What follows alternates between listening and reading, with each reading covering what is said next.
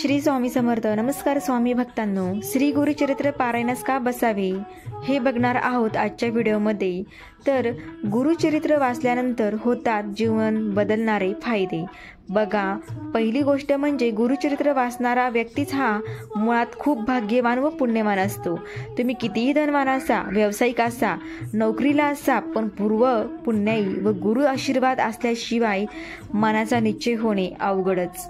घरी आपण पारायण करतो त्याचे 10 पट फळ मिळतं असेल तर केंद्रामध्ये याचे 100 पट फळ मिळते. कारण ती दत्त महाराजांची पुण्यभूमी आहे हे कधीच विसरू नये.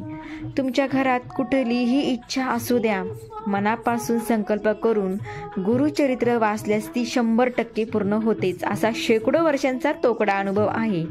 ज्याचे मनोबल पूर्ण खच्ची झाले आहे, मन स्थिर राहत नाही, एकाग्रता संपली आहे, आत्महत्येचे विचार येतात, ते गुरुचरित्र वाचनाने पूर्णपणे बरे होतात.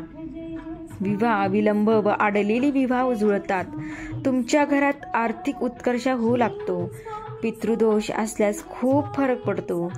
ज्यांना संतती नाही त्यांना संतती होते. पती पत्नीमधील भांडणे वादविवाद कमी होतात. नातेवाईक गणगोतात. भावबंधकीमधील वाद गैरसमज दूर होतात. म्हणून काहीही झाले तरी दत्त जयंती निमित्त केंद्रात होणाऱ्या सामुदायिक पारायणाला बसायची संधी कधी सोडू नये. श्री स्वामी समर्थ.